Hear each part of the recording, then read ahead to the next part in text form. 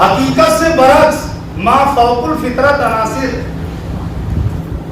2000 کا make up, 4000 کا make up, 10,000 کا میک اپ، شادیوں کا یہ عالم ہے کہ بیچارہ شوہر دن بھر محنت کر کے 500 لے کے آیا، ادھر 1,500 کی فرمائش ہے کہ پرسوں بارات جانا ہے اور مجھے میک اپ وہاں جانا ہے، جہاں بھی ہوتا ہے پارلر جانا ہے۔ یہ عالم ہے میک اپ کا۔ کیا یہ زیب دیتا ہے کہ وہ لڑکیاں کہ جو کسی کے اوپر نہیں زیب دیتا ہے؟ اس قانون قرآن کو اگر آپ قرآن کو اٹھا کر دیکھیں، اگر قرآن کا مطالعہ کریں تو قرآن نے ایک جگہ چھوٹ دی ہے کہ وہ عورتیں کہ جو اس عمر میں پہنچ چکی ہیں کہ جہاں پر کوئی نکاح کوئی شادی بیاہ کا تصور نہیں، ان کے لیے ہے کہ بغیر رضا بھی اگر جائیں تو وہ کوئی حرج نہیں ہے، لیکن بہتر ہے کہ وہ بھی باحجاب رہیں۔ قرآن نے اتنی چھوٹ دی ہے۔ باقی اب تو وہ شادیاں ترقی کے نام پر، اگر ہم ہاتھ میں جانوروں کی طرح پلیٹ فقیر کی طرح لے کر ٹہل رہے ہیں تو ہم ترقی یافتہ ہیں۔ اگر بیٹھ کے کھا رہے ہیں تو کون سے زمانے کے گردانے جاتے ہیں، ٹیبل کرسی پر، ہاں یہاں سے وہ نکالا، وہاں سے وہ نکالا، وہاں سے وہ نکالا، اور کمبائن شادی ہو گئی ہے۔ بہت سی جگہ پر تو مدرسے کی بڑی بری زندگی ہوتی ہے کہ ہم لوگ جب مدرسے میں ہوتے تھے تو بڑی مجبوری بھی ہوتی تھی، شہر میں مدرسہ تھا اور ہندوستان کے مدرسوں کی بات ہی کیا کی جائے، یہ بھی گوشہ یہ رہنے دیجیے، ہمارے لوگ کے بیچ کی بات ہے۔ سب اپنے اپنے کمانے کھانے کے چکر میں، رسیدیں کاٹنے کے چکر میں عوام ناراض نہ ہو جائے، فلاں صاحب کے بیٹے کا ولیمہ ہے، فلاں صاحب کی بیٹی اس میں ہے، جس میں جانا پڑے گا، ٹوپی لگائے ہوئے ہیں، اندر ڈانس ہو رہا ہے، فلانے نقطی، فلانے رشتی، فلانی آئینہ زیدی، فلانے زیدی کی شادی ہے، سادات ہیں، اہل بیت کے خانوادے سے ہیں، سید زادین، استغفر اللہ، یہ سارا منظر اپنی آنکھوں سے دیکھا ہے۔ اس میں بھی یہ دیکھا ہے کہ جہاں پر اب ہم تو مدرسے کے ٹھہرے، اب تصور یہ ہے کہ مدرسے بیچارے غریبوں مسکینیں لوگ پڑھتے ہیں، یہ بھی تصور ہے۔ پتہ چلا ہاتھ بڑھایا، ادھر سے محترمہ انہوں نے چمچ پکڑ لیا، پھر پلیٹ لے کر کھڑے۔ کیا یہ کون سا اسلام، ہم کہاں پر پہنچ گئے ہیں؟ ہم کس اسلام کو آج کون سی زبان سے ہم اپنے آپ کو مومن اور سید زادی اور سید زادہ کہہ رہے ہیں؟ نہ ہمیں دکھائی دے رہا ہے، نہ ہماری عورتوں، ہماری غیرت تو مر چکی ہے۔ ساتھ ساتھ عورتیں ہیں، بال بکھرے ہوئے، چہرہ ایسا کہ خدا کی پناہ،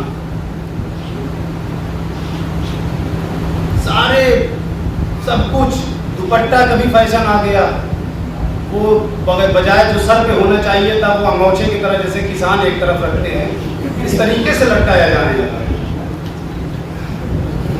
یہ بھی عالم ہے۔ اور بعض جو زیادہ ترقی کر گئے انہوں نے دوپٹے کو اٹھا کر بکسے میں رکھ دیا، ٹھیک ہے ایسے ہی۔ یہ عالم ہے ہمارے پردے کا۔ ہم کہاں جا رہے ہیں؟ ہم غور کریں کبھی کہ ہم عورتوں کا نام و نقطہ کے ذمہ دار ہم ہیں؟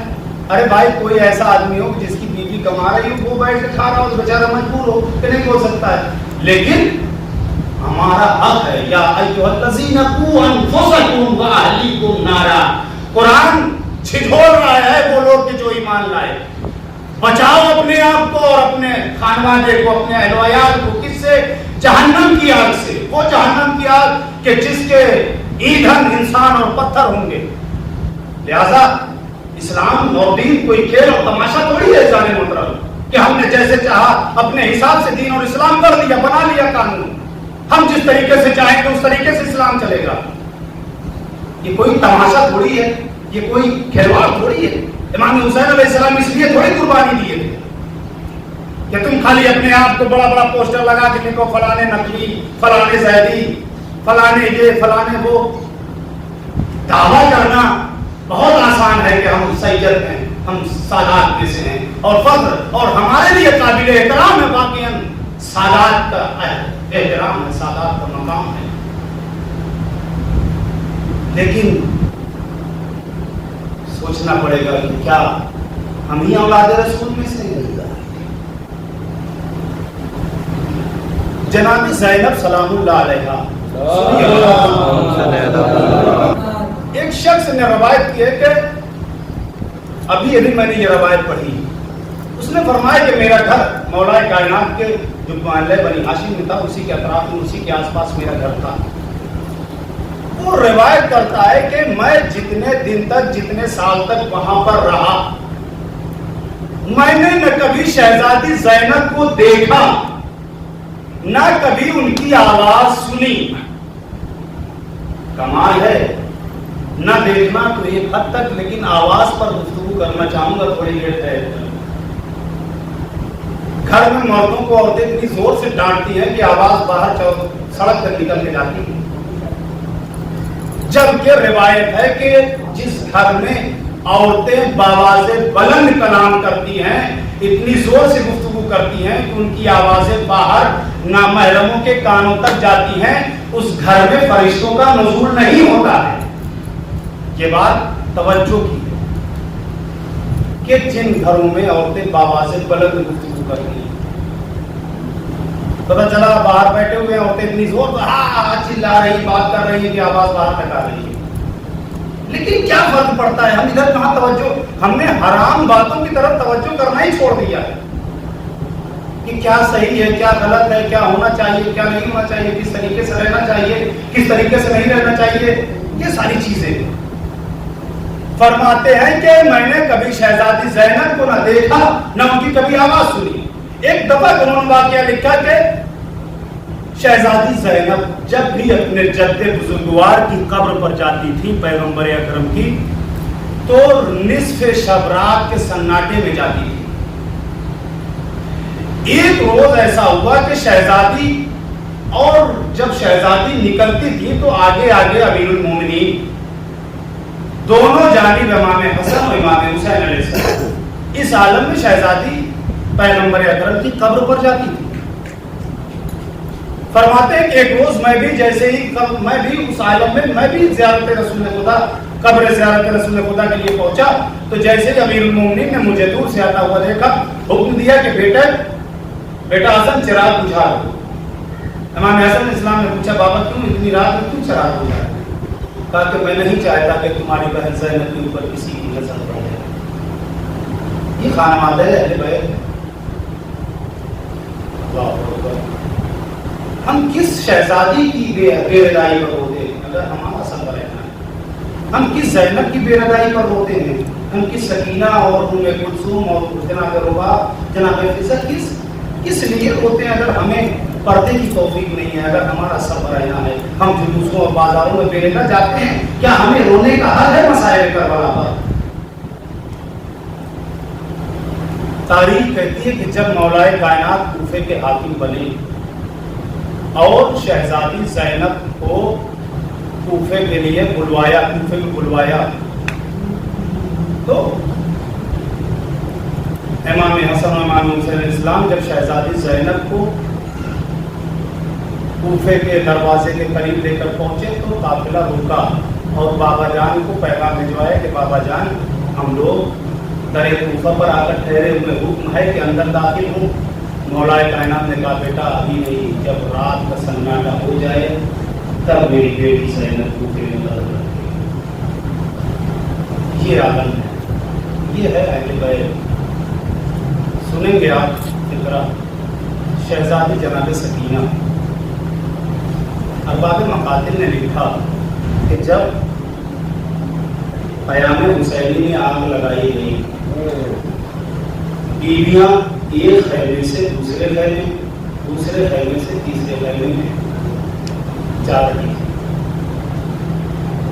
اور ظالم بیویوں کے سر سے ردائیں کھینچ رہے تھے، چھین رہے تھے۔ جناب سکینہ روایت کرتی ہے کہ ہر بیوی اپنی رضا، اپنے آپ کو ظالموں سے بچانے کے لیے دوڑ رہی تھی۔ جناب سکینہ فرماتی ہے کہ میں بھی بھاگ رہی تھی، اسی اثنا میں ایک ظالم میرے قریب آ گیا۔ قریب آنے کے بعد اس نے میرے گندے کھینچے، میرے کانوں سے خون رواں ہوا، اس کے بعد اس ظالم نے میری رضا کو میرے سر سے چھین لیا۔ جملہ سنیے گا، जनाब सकीना फरमाती हैं कि मुझ पर गशी तारी हो गई, मैं बेहोश हो गई। यहाँ से रवायत कहती है कि जब जनाब सकीना को होश आया तो अपनी फूफी ज़ैनब को अपने करीब पाया, और जनाब सकीना ने होश में आते ही ये नहीं पूछा कि मेरे बूंदे कहाँ हैं फूफी अम्मा। जैसे ही होश में जनाब सकीना आती है, पहला सवाल करती है, ए फूफी अम्मा मैं सरबराह हूँ, मेरे बेटा कहाँ गए? अल्लाह अकबर। करबला में आइए और देखिए कि पर्दे की अहमियत क्या है, पर्दे की कीमत क्या है, करबला में समझ में आता है। बस एक रवायत और मजलिस तमाम कर रहा हूँ, हाजिरी की नजर भी है। आप हजरात बाबुल मुराद अबुल फजल अब्बास की नजर भी देंगे, और जहाँ पर पर्दे की बात होती है वहाँ पर जनाब अबुल फजल अब्बास का भी तस्वीर होगा। बड़ा गैरतदार जनाब ज़ैनब ने बीवियों से जो रिदा का वादा किया था कि ज़ैनब तुम्हारे पर्दे की मुहाफिज है, उस मुहाफिज, वो मुहाफिज कौन था? सरदार मज़लूम करबला जनाब अबुल फजल अब्बास।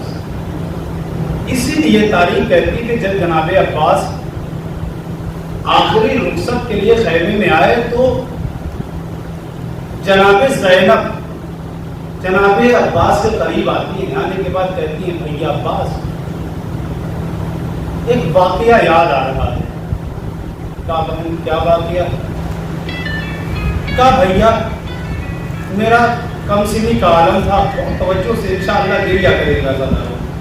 ज़ैनब शहजादी फरमाती है कि भैया मेरे कमसिनी का आलम था, मैं बाबा की आगोश में ज़मीन पर बैठी हुई थी, अचानक से एक हवा का झोंका आया और मेरे बाजू से मेरी निगाह खिसक गई। बाबा ने मेरे बाजुओं का बोसा लिया। मैंने बाबा से पूछा, बाबा इन बाजुओं पर बोसा लेने का सबब क्या है, वजह क्या है? मेरे बाबा ने फरमाया, बेटी मैं वो मंजर देख रहा हूँ कि वो एक वक्त ऐसा आएगा कि जब इन बाजुओं में रिस्माने जुल्म बांधी जाएगी। असरदारों सुन लिया आपने, जुमला वाकया सुन लिया। शहजादी अब्बास को खिताब करके फरमाती, भैया अब्बास मेरे बाबा ने फरमाया था, ये तो यकीन था कि ये मेरे बाबा का कौल है, मगर ये सोचा करती थी कि जिसका अब्बास जैसा गैरदार भाई हो, मेरे गैरदार अब्बास, मैं ये सोचा करती थी कि जिसका अब्बास जैसा भाई हो, जिसकी मजाल के ज़ैनब के बाजुओं पे रिस्माने जुल्म। लेकिन अब्बास आज ज़ैनब को यकीन हो गया कि अब ज़ैनब के सर से रिदा छीन ली जाएगी, ज़ैनब के बाजुओं में रस्म बांधी जाएगी। अज़हराओं के वाक़या सुनाने के बाद तारीख कहती कि ज़ैनब उन तमाम बीवियों को इकट्ठा किया। इकट्ठा करने के बाद फरमाती है, ये बीवियों आज ज़ैनब तुमसे एक वादा, जो मदीने से चलते वक्त ज़ैनब ने जो तुमसे वादा किया था कि ज़ैनब तुम्हारे पर्दे की मुहाफिज है, आज ज़ैनब अपना वादा वापस ले रही है। इसलिए ले रही है क्योंकि जिसके भरोसे